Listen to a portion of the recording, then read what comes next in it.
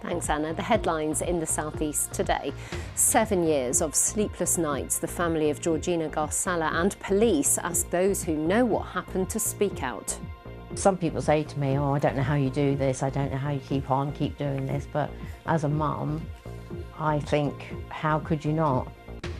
Unable to work or receive disability benefit, the young woman with epilepsy who's calling for change.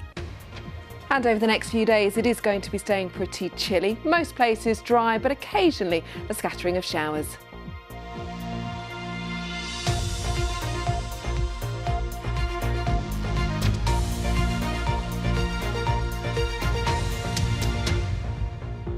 Hello, welcome to the programme. I'm Ellie Crisell. 7 years after Georgina Garsala went missing, an open letter has been written by police pleading with people who know what happened to her to give up their secret. Officers say her family have endured sleepless nights waiting for her to come home. Georgina, last seen in Worthing in 2018, is a mother of 2 young children, as Sarah Smith reports. Posters with her face on line the roads. Georgina Garsala's mother puts them up every year, but still, 7 years on, she has no answers as to what happened to her daughter. I can't give up. If I give up, I would be giving up on Georgina. You know, some people say to me, oh, I don't know how you do this, I don't know how you keep doing this, but as a mum, I think, how could you not? Georgina left her mum's house in Worthing on a March morning in 2018 to meet her dad, but she never turned up. She was seen on CCTV in this shop in the town. Another camera picked up what's thought to be her later that day, still in Worthing. Then nothing. Now the senior investigating officer has written a direct appeal to whoever may have some answers.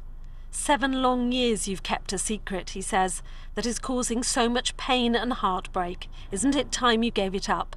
Her family, it goes on, are desperate for answers.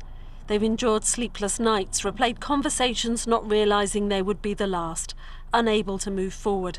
You have the power to change that. Bereavement, life changes, illnesses, different things. Sometimes there's a sense that we can recover and that we can get used to things, but, you know, having someone missing doesn't get any easier, and that's what families very clearly tell us. That's really important, that we give them support and also do what we can to help that person be found. It was in this street that the last confirmed sighting of Georgina was made. Since she went missing, police say they've spoken to hundreds of potential witnesses, most acting in good faith, but others have spread rumours or shared theories about what might have happened to her, and that's only brought the family more pain. Andrea now cares for Georgina's 2 sons, 6 and 7 when their mum disappeared. I do believe that there is a strong possibility that she's come to some harm, but at the same time, I can't just think, oh, well, I'll sort of grieve and move on, because we haven't got those answers. Answers that she'll keep looking for. Sarah Smith, BBC South East Today, Worthing. A woman with epilepsy from East Sussex says people with hidden disabilities are being failed by the system after she was denied personal independence payments, or PIP as it's known. Holly Crouch, who's 21, lost her job as a flight attendant after she had a seizure while flying. Although she'd previously received disability benefits as a teenager, her application as an adult was rejected. The BBC has found that 1/3 of adults experience this issue. The Department for Work and Pensions said it was looking at bringing forward proposals to reform the health and disability benefits system. You're relying on the people that are around you, your loved ones. It's quite demeaning, if that makes sense. It really, really affects your self-esteem. And coming out of a job that I absolutely loved and then not being able to find employment, it's quite difficult. Teachers at a primary school in Lewis have begun 6 days of strike action over plans to reduce the number of teaching assistants.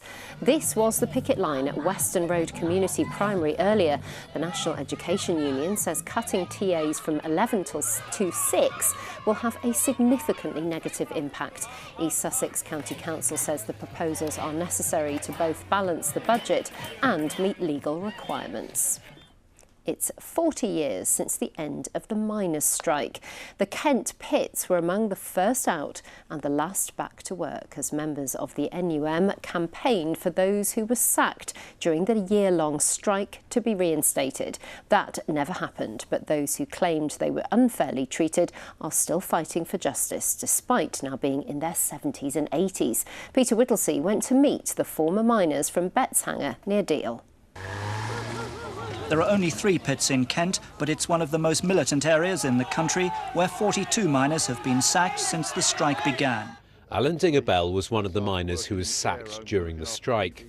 2,000 feet below, it was also the end of the sit-in by 8 striking miners who'd been underground for 60 hours. He lost his job for occupying Betshanger Colliery.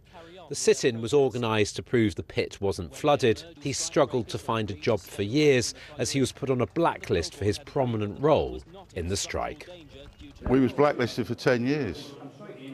I had policemen following me about. I was stopped from doing a crossing to France, a day trip, because I was blacklisted. The strike may have been over for 40 years, but those who claim they were wrongly sacked and blacklisted are still campaigning for an official pardon, with compensation because their employment opportunities were blighted for years. And just to explain how this blacklist went around companies. Take Chatham Dockyard, when I went to try and get a government-run thing. It was blacklisted. The Channel Tunnel, another government-run thing. Blacklisted. I did get a job eventually after '89 on the Folkestone Channel Tunnel, but under an alias name, with an alias and national insurance number. Terry Harrison was the branch secretary of the NUM at Betshanger.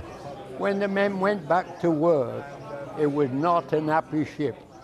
And one of the things about mining is it's born on a great deal of humour.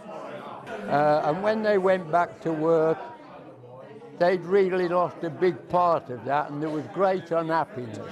The strike was over, but it was the beginning of the end.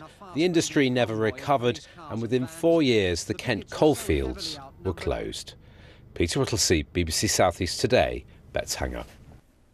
The hardest geezer, aka Russ Cook, starts his latest challenge today, running across New Zealand. Last year, the 27-year-old from Worthing ran the length of Africa to raise money for charity. Now he's taking on the equivalent of 60 ultramarathons, navigating mountains, forests, coastlines, cities from the southern tip of the South Island to the northwestern Cape. Good luck to him. Time for a look at the weather. Nina is here. Please, please, please tell us that spring is coming back. Not anytime soon. In fact, we've got some showers out there at the moment, and we may just keep 1 or 2 showers through the day tomorrow as well. But a lot of tomorrow will be dry, pretty cloudy, occasional brightness, but it is staying chilly. Those temperatures slightly below average. So this area of showers is going to push its way further south as we go through the next couple of hours. Temperatures of around about 8 degrees. We've got a chilly northerly breeze. The showers are with us for a time, but eventually they will clear away. So by the time we start tomorrow morning, most places are dry, with temperatures hovering around about freezing. I think most of us will be just above at around about 1 to 2 degrees. So through the day tomorrow, it's predominantly dry. Just every now and then there may just be 1 or 2 passing showers, particularly across parts of East Kent, with those winds coming down from the northeast, picking up some moisture. Temperatures very similar tomorrow at around 7 to 8. Overall, the weather towards the end of the week is relatively quiet, with high pressure just sitting across us. But it does mean that it's going to continue to be fairly chilly, because all the time the winds are drawing down from the north, keeping those temperatures in single figures. It might just start to turn a little less cold as we start to head through next week. God, another week of this. Thank you very much, Nina. Now, before we go, do you know someone who's making a real difference in your community? Well, it's time to nominate them for our Make a Difference Awards. Here are all the details. The BBC Make a Difference Awards celebrate remarkable people. And it's time to shine a light on those who make our communities special. Whether you know a great neighbour, a real community hero, or even an amazing animal, we want to hear from you. For a full list of categories and details on how to nominate, go to bbc.co.uk/make-a-difference, where you can see our full terms and privacy notice. Nominations are open now and close on the 31st of March at 5 p.m. The BBC Make a Difference Awards 2025, celebrating people who make a difference where you live. So get your nominations in by the end of the month. That's it from us. Back to Anna. Bye-bye.